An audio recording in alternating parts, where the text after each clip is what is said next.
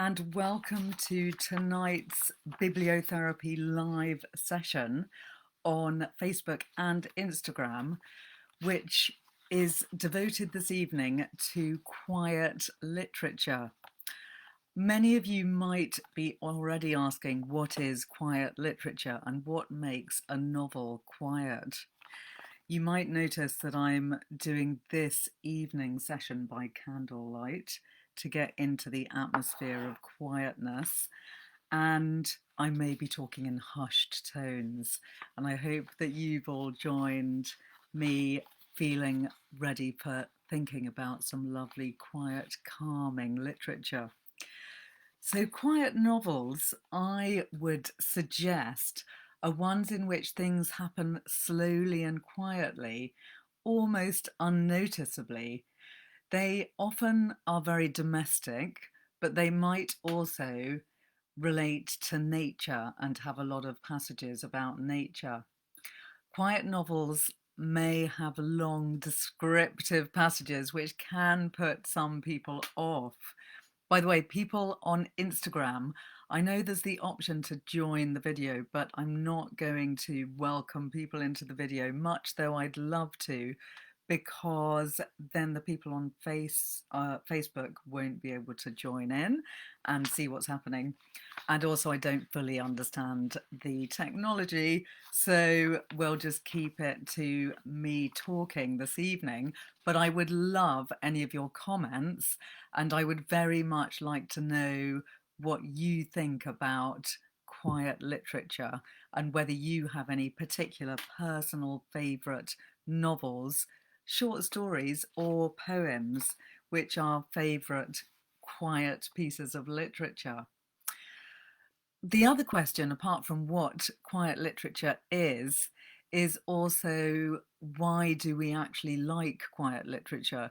Because a lot of people I know, when they're reading novels, want to be transported and taken away into something exciting, full of sound and fury, drama, noise, exciting and loud events where things are bigger and larger than real life. Why, we might ask, do we want to go into a quiet world where things might be less exciting than our real lives? Well, quiet novels are in fact very popular. There's a lot of them out there in the literary world. They may be harder to sell for publishers because they're more difficult to rave about, talking about the exciting dramas that happen in them. But they do have very positive qualities, as we will discover tonight. And one of these qualities, which I'd like to mention, is that they have a soothing and calming effect on us. They lower our blood pressure, in fact. I know that Peter the doctor is with us here tonight. I'm pleased to see. Would you agree with me, Peter, that a good, calm, quiet novel can lower your blood pressure? We actually have a list in our book, The Novel Cure, of the 10 best books to bring down your high blood pressure. We have a list of 10 novels, and these include a couple that I'll be talking about tonight. One is by Nicholson Baker, The Mezzanine. We also have The Hours by Michael Cunningham, The Heart is a Lonely Hunter by Carlson McCullers. We also have Glaciers by Alexis Smith and Crossing to Safety by Wallace Stegner, which is one that I will be talking about this evening. So those are books which can bring your blood pressure down. There's a whole list of 10 of them in here in the Novel Cure that you can look up for yourselves. And me and Susan Elderkin in that book talk about different cures for different ailments through using literature. And generally we have a description of each novel with the ailment that it is attempting to cure. But with the high blood pressure, we actually have a list of the 10 best novels instead. And I'd love to know if you would put any particular novels on that list. Hi, Ollie and Sam. It's great to see you here this evening. and welcome to the new people on Instagram who I haven't met before.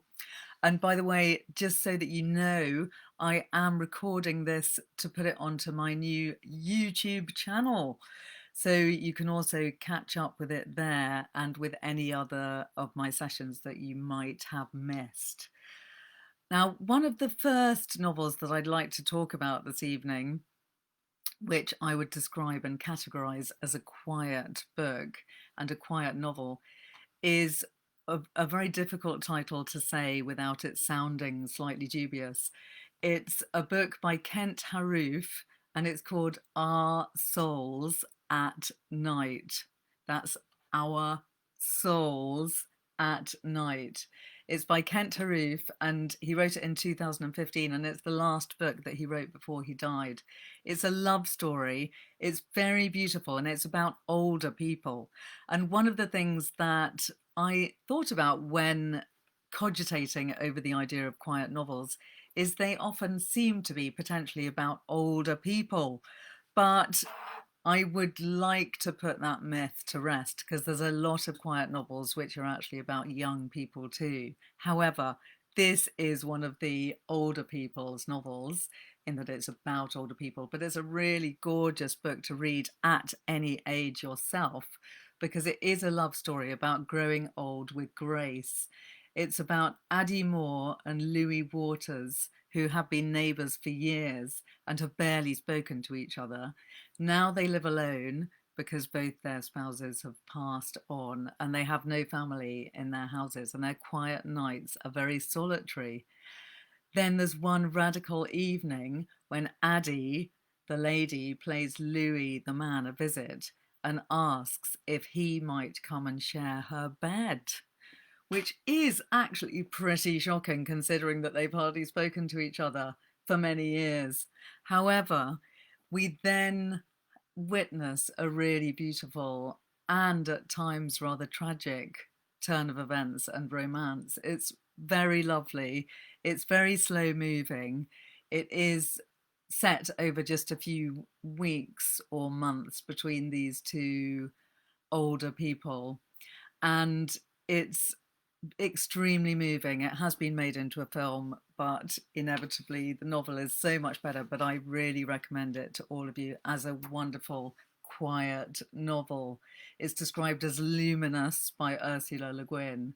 And David Nichols, who wrote One Day, also raves about it.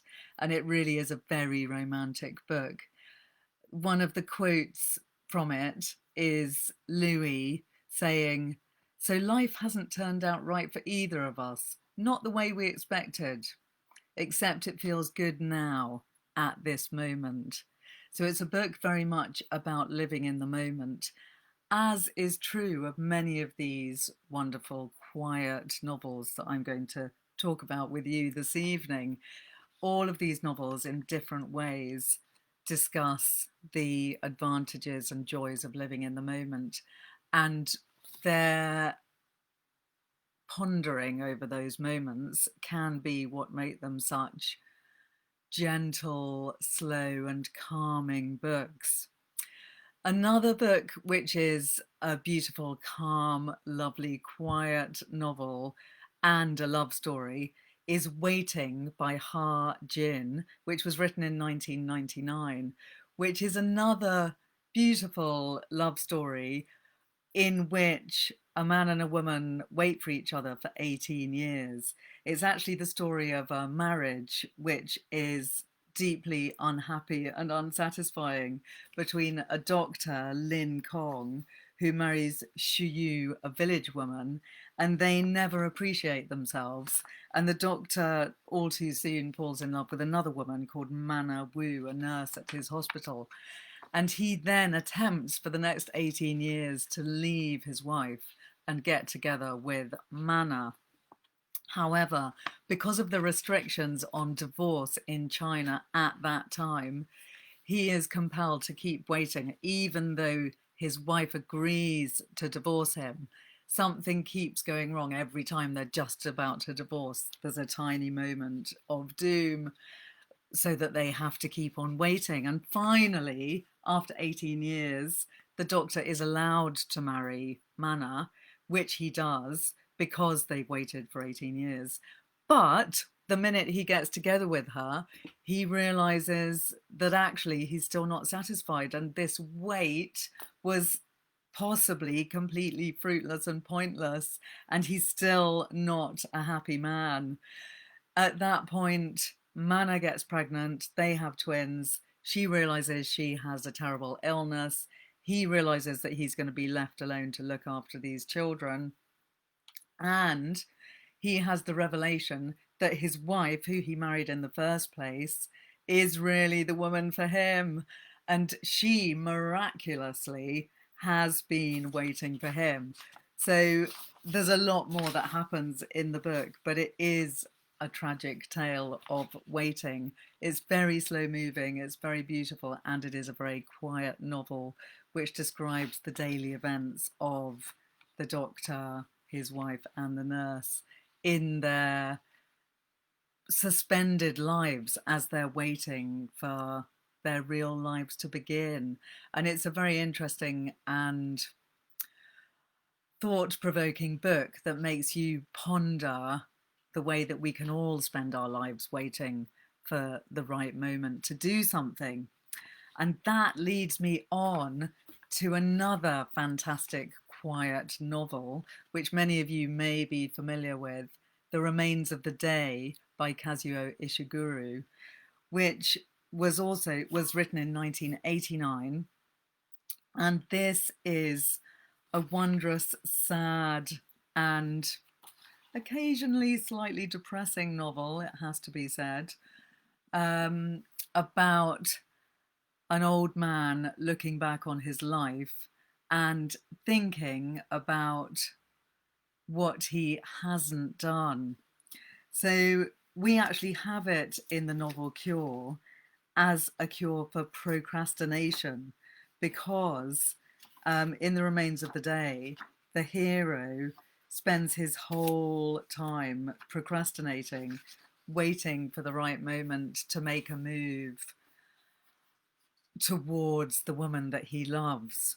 I'm going to read you our cure for procrastination from the novel Cure, because it's all about The Remains of the Day by Ishiguro. And I think the cure in the novel Cure gives you a good explanation of why I love this book and why it's such a lovely, quiet, calm, reflective book, and one that's very thought-provoking too.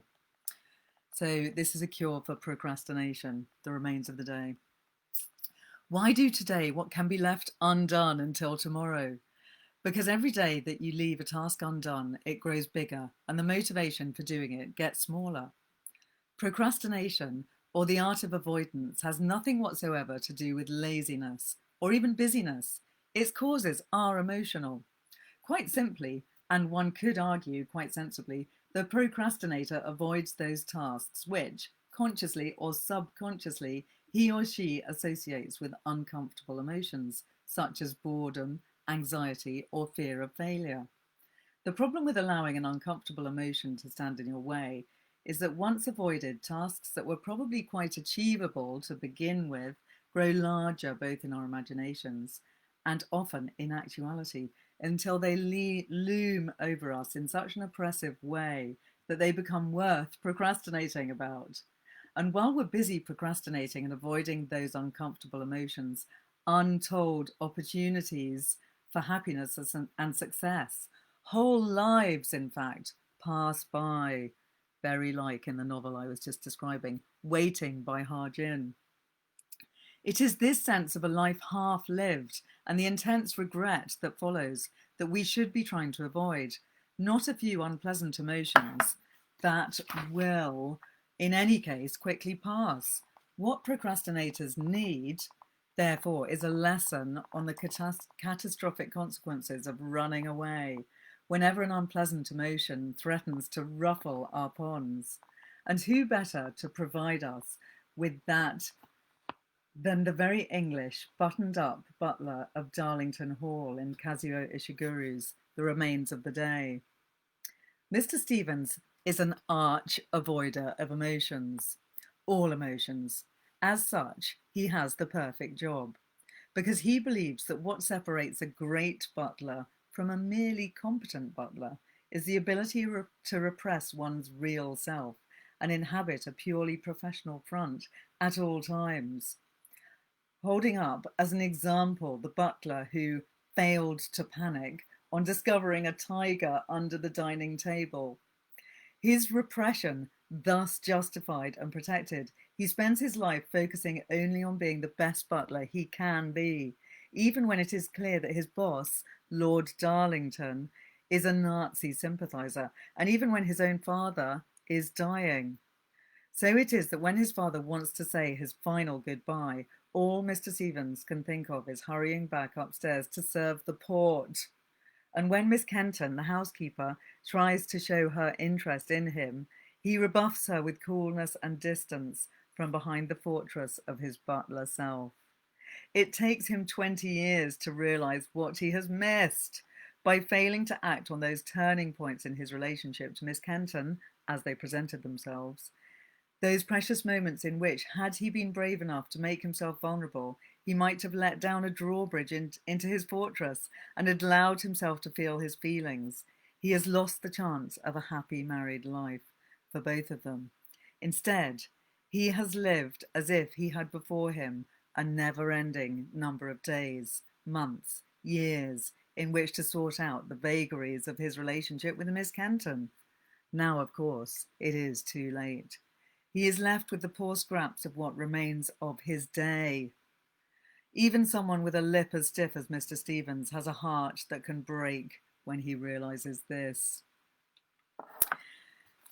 The Remains of the Day is a beautiful and very sad book. It's also quite short, and it is one of our favourite quiet books because it's all told from the point of view of Mr. Stevens the butler. It's very beautifully written, and you very much live in that moment with him as he looks back over his life. Another novel which is a fantastic quiet book, which was on our list of the 10 best books to lower your heart rate and to bring down your pulse when you're having a panic attack in the novel Cure, is Crossing to Safety by Wallace Stegner, which was written in 1987. Now, the other books that we've talked about so far relating to quietness in novels have been all about love, whereas this book, although it does touch on love in many ways, is more about friendships, and it's about the mysteries and complications of friendships. It's the friendship between two couples who are Larry Morgan and his wife Sally, who settle into their new home in Wisconsin and befriend another couple, Sid and Charity Lang.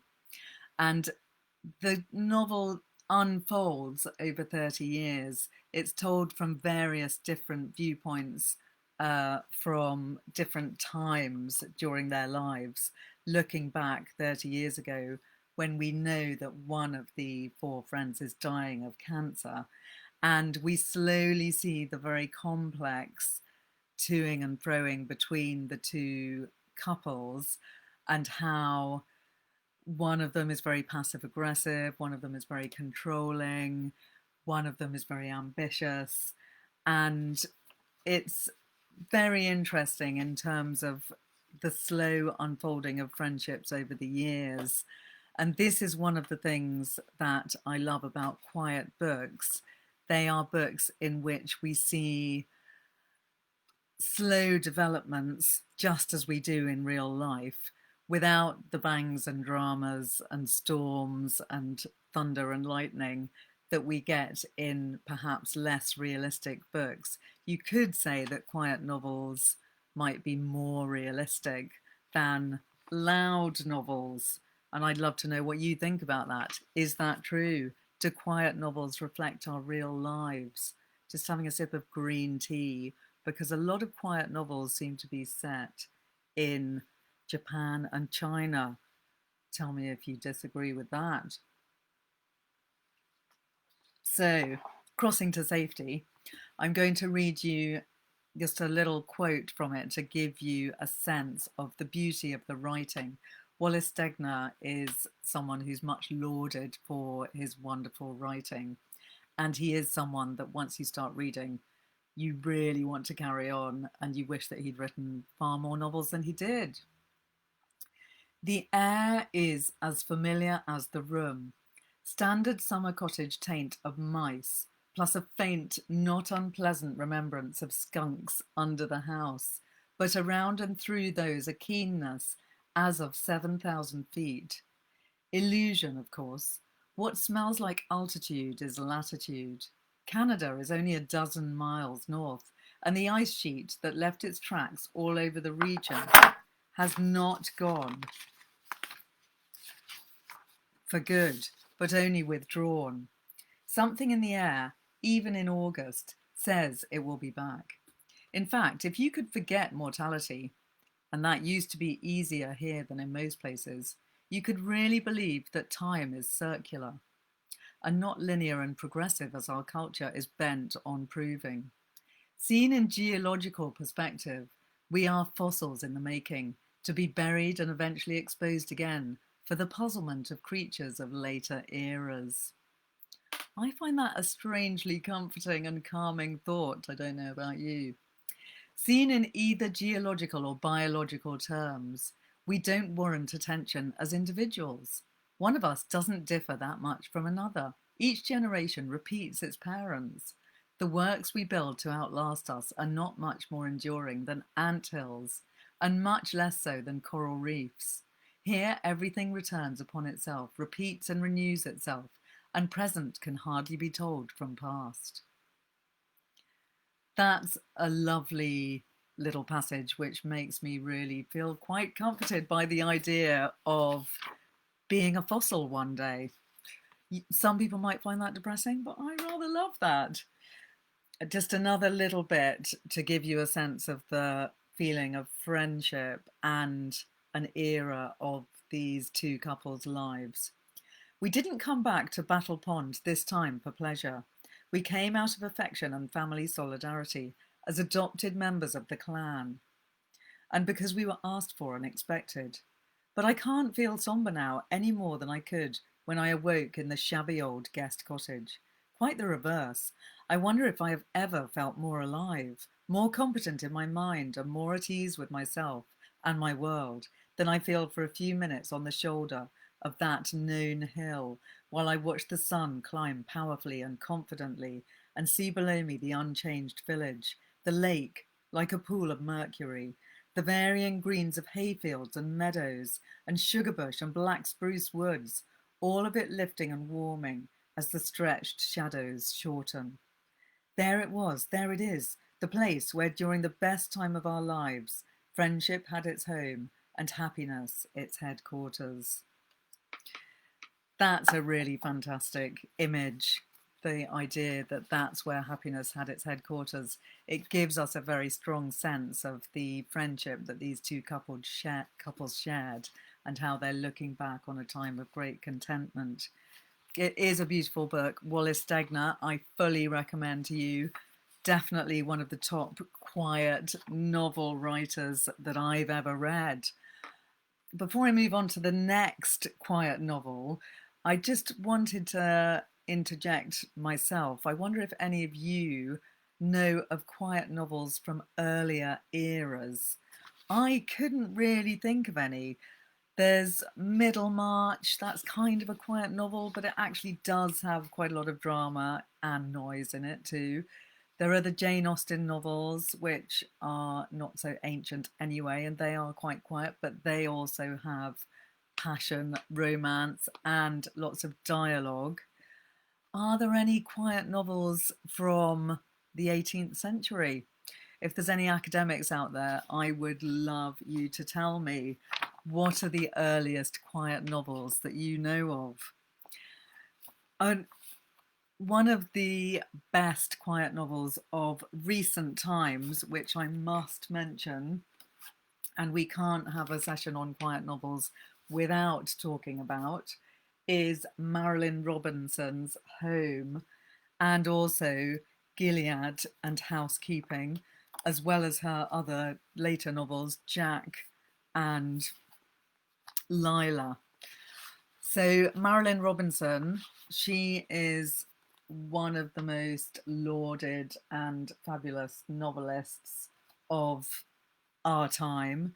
She won the Orange Prize in 2000 and she's won plenty of other prizes.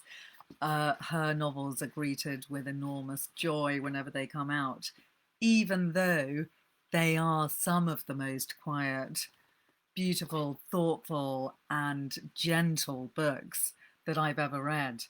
She writes very beautiful sentences, and her novels are all about very small, quiet lives with people generally being indoors, which can be another aspect of the quiet novel.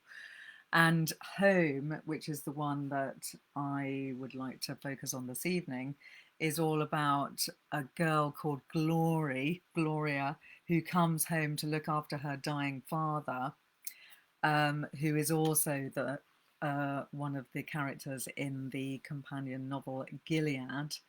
And her brother Jack, who's a reprobate, also comes back to live with them at the same time.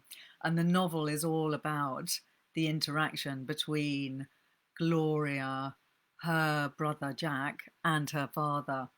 And it's very slow, it's very detailed, but it's also strangely compelling and beautiful. And we have it in the novel Cure as a cure for turmoil because it's such a wonderfully calming novel. And actually, that's one of the things also that I wanted to mention about quiet books. They often speak to us with one particular passage that we remember in great detail and that we might return to as a passage of great clarity and beauty. And in a way, they can provide us an image and a moment in life that we can hold on to and feel calmed by in the future. I've got a couple of examples of that. So one example is from this book, Home, by Marilynne Robinson. And I'm just going to read you out a little passage from the novel Cure about our cure for turmoil, which is this book. And it's a particular moment in the book. To be in turmoil is to be in a state of great and terrible disturbance. Perhaps you're at a fork in the road and you don't know which way to turn. Overwhelmed and confused, you need to find calm and clarity, the still centre in the eye of the cyclone. Lucid, clear and cool, Marilynne Robinson's prose is that eye. At the age of 38, glory to her family, has returned to look after her dying father, a Presbyterian minister, after a disappointment in love. Once she's there, she begins to think the lifestyle suits her, and she discovers some much needed peace. But then her brother Jack also turns up after a 20-year absence. Jack's prodigal return fills his father with delight. He is a strong, silent type and has a calm about him. But his silence is a complicated one. Dark secrets lurk within it, things that cannot be discussed in front of their dogmatic father.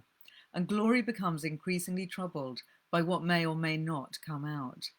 However, Glory finds some comfort in his presence too. She remembers how, as a child, Jack taught her the gentle word waft while breathing on a feather. When Jack entered the room, the stir of air had floated the feather out of her hand. He stood in the doorway and watched the feather circle against the ceiling in the air, then caught at it lightly in his hand and gave it back to her. While you let the prose of this novel do its work on your troubled psyche, notice how turmoil coexists with calm in the world it describes. Home is that still room in which a single feather can waft unharmed, floating on a gentle current of air, then return to your hand. An elegy to forgiveness, your inner turmoil will be calmed.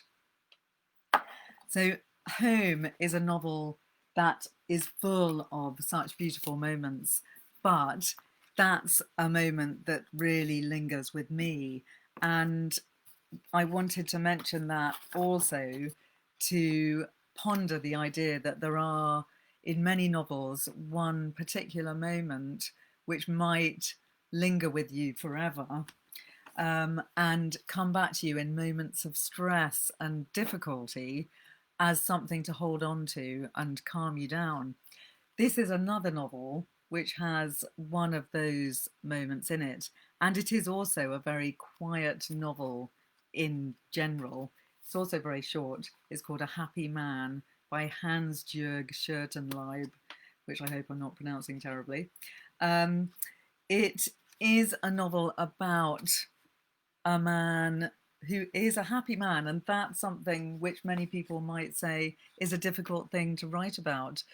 Do we want to read novels about happy people? Not necessarily. We tend to find novels more exciting and gripping when people are going through turmoil and turbulent times. However, this is a book which is mostly about happiness and about this man who is managing to have a rather lovely, light-hearted life. And I'm just going to read you a tiny bit out of the book, which is the book that I remember particularly well and which I like to return to in my head when I have moments of turmoil and stress, because it's such a wonderful image. This is describing the happy man whose name is This, uh, who has just entered the studio of his future wife. This Studer saw himself once again entering the pottery studio in Fatan. He's 28 and playing 3 gigs in the Engadine with his brand Torso. They've already played in Sils and Pontresina. Tonight they're appearing in Suoy. From the paintings of Flemish masters, we know the light that fills a potter's studio. Fox brown, golden, a light from when the world began. For a business trying to sell things, it's surprisingly dark in this vaulted room. Nevertheless, the bowls, tureens, cups and plates standing on the shelves of unfinished wood shine so intensely he's compelled to touch them. Their colours and glazes are extraordinary. Even he can see that, though he knows nothing about the business of a painter. One particular cup, the colour of a summer sky in the mountains, is so delicate he is surprised he can't see right through it. It is made of nothingness, contains nothing. Is it even permitted to drink from it? And what would you drink? Air? Light? Isn't it made to play music instead? Inaudible music. He's got to have it. He doesn't notice the young woman sitting at a little table in the corner until she clears her throat. This is the most beautiful cup I've ever seen. I've made ones even more beautiful than that. I won't go on, but that image of the beautiful cup that you could drink air out of is a picture which I treasure and which comes back to me over the years since reading that book. And it's one of the images that I particularly love from the quiet novels that I've read.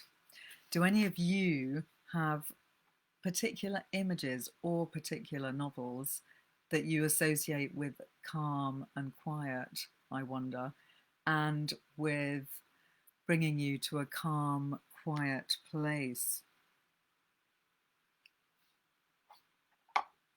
There's a novel which I'm sure many of you will be thinking of when you think about what is a quiet novel, and that is Stoner by John Williams, which is another of these beautiful and rather sad books which can be associated with the quiet novel.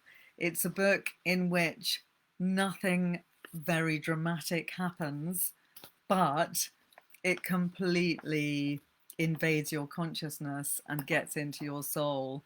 and stays with you forever if you do read it. Julian Barnes said, Stoner is one of those purely sad, sadly pure novels that deserves to be rediscovered. Jeff Dyer also adores the book, and he believes that it's a completely fantastic book to read too. And he is a man who I would say does not write quiet novels. Jeff Dyer writes, I would say, really rather noisy novels, something to discuss in our next session soon. I'm going to do a session about noisy novels, and I'd love to know your thoughts about that too. So, Stoner is a book which describes the career of a young man who is actually destined to be a farmer. He is, his name is William Stoner, and he has a very undistinguished beginning. His father wants him to join his agricultural business, but when he goes to university, he realizes that actually what he loves is literature. He jumps into his Shakespeare paper with both legs and swims gaily through it and completely changes the whole course of his life because he falls in love with Shakespeare's sonnets. And before I read a little bit about Stoner, I just wanted to reply to Planty. Hello, welcome this evening. She is saying that the #1 ladies detective agency is easy reading, but totally forces us to slow down entirely as the narrative makes us do that. That's very true. And I do love those books. They are very gentle, quiet books, despite being detective novels, which is very rare in detective novels. Most detective novels are full of sound and fury, gunshots, death and drama, but the #1 ladies detective agencies are actually fantastic, really gentle, gently humorous, and they do actually make us want to live our life at a slower pace. I think that's a really good point. And that also made me think of the other lovely detective novels by Andrea Camilleri, which are the novels set in Sicily, with the detective there whose name is escaping me temporarily, but they are gorgeous novels. They're not quite as utterly gentle as the #1 ladies detective agency novels, but they are very gentle and very arty novels, and really rather gorgeous all in all. So thank you, Planty, for that thought, which is a good one because I hadn't really thought about the detective side of things in quiet novels. Now, I was just about to read a little bit about Stoner, but I'm slightly confused which bit that I was going to read. Thank you, Helen, for saying that you adore Stoner. I agree. It's an incredibly brilliant and rewarding book. It's one to keep reading and going back to because it is very sad. It's all about, in a way, not seizing opportunities, a bit like The Remains of the Day by Kazuo Ishiguro. It's a novel that makes you quite want to grab the hero and shake him and say, please do something about your life. Don't sit back and let everything be taken away from you, because Stoner, as you'll see when you read the book, is a really lovely, gentle human being who wants nothing else than to be happy with his wife and his daughter. But his wife actually turns out to be a bit of a cow with extreme emotional lack of sympathy. And the wife slowly tries to take William Stoner away from the daughter that he adores. And it's incredibly frustrating to witness. It's one of those books that really does have you feeling quite agitated about why he can let this happen to him. But having said that, it's also, like many of the other books that we've been discussing this evening, got a wonderful, calm gentleness to it, which gives it you its power and makes you want to reread and reread it. So anyone that hasn't read Stoner yet, please do so. It's a really fantastic novel, and it is one that you might start reading thinking, this is a bit slow and there's not a lot happening here, but you will, I'm sure, inevitably get sucked in irrevocably, and then you'll want to keep going back to it. Um, Thinking about some of the Oriental quiet novels that I've been mentioning this evening, and we already talked about Waiting by Ha Jin. There is this rather fabulous novel which does have a fantastic cover. I don't have the actual book to hand because I got it on Kindle, but it's called Strange Weather in Tokyo by Hiromi Kawakami. And this is another quiet, beautiful, strange, and fabulous Japanese novel, which is all about the very unlikely relationship between a 37-year-old woman and her ex-teacher, who's 30 years her senior, and how they have this rather strange romance. It's another book that focuses a lot on food and minute daily moments in people's lives, but it is strangely compelling. There's a lot of interesting descriptions of the food that they eat in Tokyo, mushrooms when they go mushroom picking, and uh, they drink a lot of sake and beer together and have hot baths. It is a very slow and lovely and strange book, which I do very much recommend.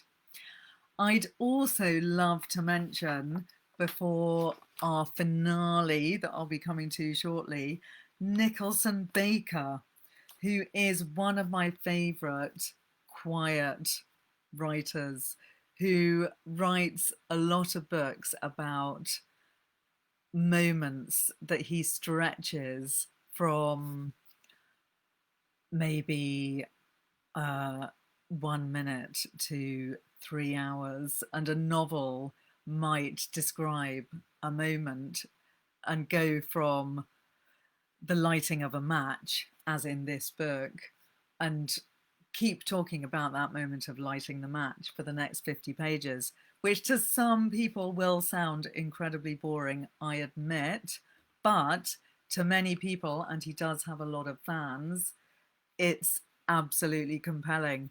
So one of my favourite novels by Nicholson Baker is Room Temperature, which is all about a man who's a first-time father feeding his baby with milk at room temperature.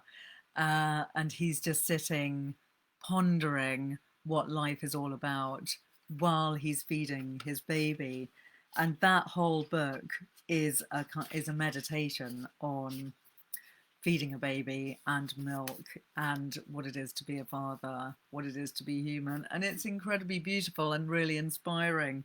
He also wrote a novel called Mezzanine, which is all about a man in his lunch break who is sitting in the mezzanine area of a shopping centre and thinking about life and strange aspects of the world around him. To give you a flavour of the joy of Nicholson Baker, I would say that he's a bit like, reading him is a bit like meditating. You feel like you're actually in a meditation exercise when you read him. So I'm going to read you a little bit of this book, A Box of Matches, to give you an idea of what he's like. And I think you'll soon know if you're going to love him or doze off. Good morning. It's January and it's 4:17 a.m. and I'm going to sit here in the dark. I'm in the living room in my blue bathrobe with an armchair pulled up to the fireplace. There isn't much in the way of open flame at the moment because the underlayer of balled up newspaper and paper towel tubes has burned down and the wood hasn't fully caught yet. So what I'm looking at is an orangey ember cavern that resembles a monster's sloppy mouth, filled with half-chewed glowing bits of fire meat. When it's very dark like this, you lose your sense of scale. Sometimes I think I'm steering a space plane into a gigantic fissure in the dark and remote in a dark and remote planet. The planet's crust is beginning to break up, allowing an underground sea of lava to ooze out.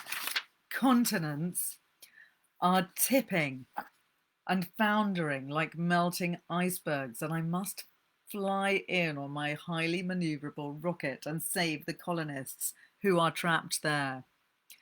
Last night, my sleep was threatened by a toe hole in my sock. I had known of the hole when I put the sock on in the morning. It was a white tube sock, but a hole seldom bothers me during the daytime. I can and do wear socks all day that have a monstrous rear tear through, which the entire heel projects like a dinner roll. But at night, the edges of the hole come alive. I was reading my book of Robert Service poems last night around 9:30 when the hole's edge began tickling and pestering the skin of the two toes that projected through. I tried to retract the toes and use them to catch some of the edge of the sock's fabric, pulling it over the opening like a too small blanket that had slid off the bed. But that didn't work. It seldom does.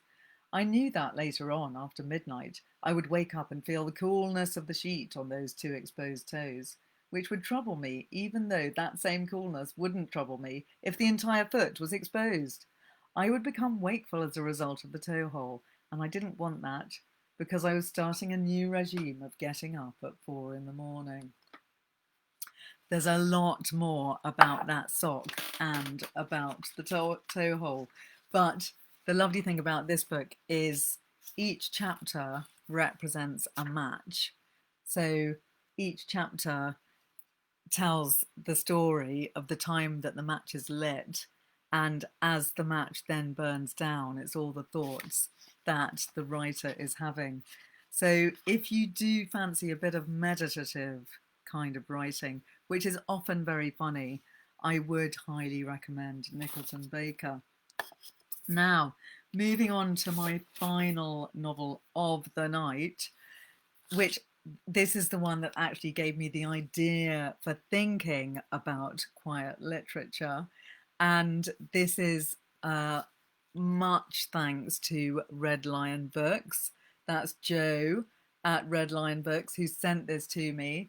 And I had read a few reviews about it before, so I knew that it was going to be really interesting, but I might not have gotten round to reading it so soon if she hadn't incredibly kindly sent it to me.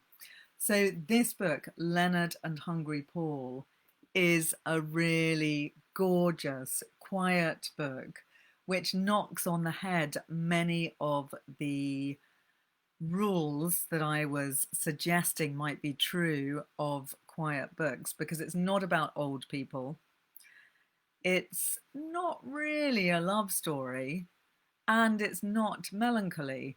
However, it is an absolutely wonderful and very happy book, actually, describing the friendship of two men who are Leonard and Hungry Paul. And they are both introverts. Leonard lives with his mother and he's in his 30s and he's still living with her. And quite near the beginning of the book, his mother dies and he's left alone. And his best friend is Hungry Paul, who also lives with his parents and with his sister. And hi Joe, great to see you here this evening. Thanks for coming. And I was just saying how much I completely adore this book and I madly recommend it to everyone. It's also fantastic as an audiobook, by the way. I really enjoyed it on audio. So it's about these two friends, both introverts, who've both seen no reason to leave home. And really, the whole book is just their musings and ponderings about the nature of life when they get together almost every evening and they play games. They play board games. They're both a little bit eccentrically not quite in the 21st century as we know it. They don't necessarily use their phones. They don't really get too involved in the wider world. But Leonard is actually an encyclopedia writer, and he has a passion to be a children's book writer and illustrator. He's very passionate about knowledge, and he's a bit of an encyclopedia nerd. Hungry Paul has a bit of a dead end job. He's just working in a post office and filling in for people when they can't come to work. And he's very much an existentialist who is living in the moment. He's all about being Zen, but in a completely non pretentious way. Just have a little sip of my green tea. Talking of Zen. It is a book which is absolutely full of gems, of wonderful quotes. And I'm just going to read you a couple of bits to give you a flavour of the book. Here's one from near the beginning. Maybe it's not just the universe that expands and contracts, he said. Perhaps the same applies to us. You know, that as we get older, our lives start shrinking. How do you mean? The thing is, as a child, the world looked huge, intimidatingly so. School looked big, adults looked big, the future looked big. But I'm starting to feel that over time, I have retreated into a smaller world. I see people rushing around and I wonder, where are they going to? Who are they meeting? Their lives are so full. I've been trying to remember if my life was ever like that. Hungry Paul paused for a moment. I think I know what you mean, but for me, the bigness of life was always the problem. I've spent over 3 decades hacking a safe path through the wilderness, as have you to some extent. The path may be a little narrow in places, but is that really so bad? It's not just external circumstances, answered Leonard. I feel myself getting smaller. I feel quieter and more, I don't know, invisible. There is this palpable sense of physics that my life is being pulled inwards. One thing has led to another, and now I feel that if I don't do something, I'll just carry on some minor, harmless existence. There's a lot to be said for that. As you know, I've always been modestly Hippocratic in my instincts. I wish to do no harm. My preference has always been to stand back from the world, much like the Green Cross Code. I like to stop, look, and listen before getting involved in things. It has stood me well and kept me on peaceful terms with my fellow man. It's certainly better than trying to make my mark on the world, only to end up defacing it, said Hungry Paul. That actually does give a rather great nugget of the book, giving you the sense of the gentle loveliness of these two men. They're both people that don't dive in feet first or head first to anything. They're both quite hesitant and they both don't want to hurt anyone. So they could at times be accused of being passive, but they're not really passive. They're just more amazingly sensitive and empathetic so that they don't want to do any harm. But the book is full of gentle, wonderful humour, and it touches on many interesting aspects of modern life.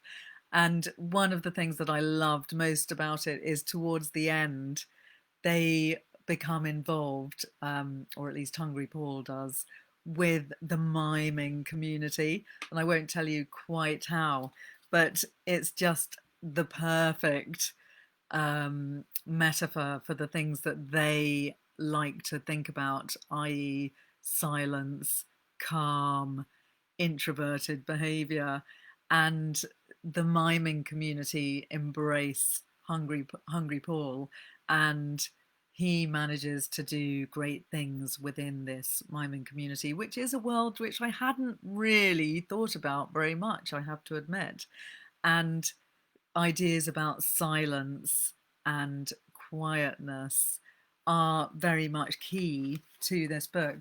So I would completely say, if ever you're feeling a little bit frenetic and in need of some peace and quiet and calm, you would love this book. It's really gorgeous and gentle, and definitely one that I'm going to keep returning to. Um, on that merry note about a gorgeous book, I'm going to come to an end. But next week, I'm going to be on Damien Barr's Literary Salon Facebook page and live on Instagram as well, on the Damien Barr page as well. And I'm going to be talking about reading the outdoors. So the idea is that as it's now coming towards autumn and we're beginning to think about maybe hunkering down inside again, even though the weather's suddenly gorgeous again, I feel it's a good time to think about still getting outside, making the most of nature and the world outside our doors. So I'm going to be looking at different kinds of literature, novels, and some non-fiction, which helps us to think about the joys of the outdoor world. So if you've got any books that you'd like to recommend to me, or that you might like me to mention, please send me an email or drop me a line on Instagram or Twitter. My email is ella@ellabertu.com. And don't forget that you can always book a bibliotherapy session with me, one-to-one, using the same email address, and then I'll give you a tailor-made reading list.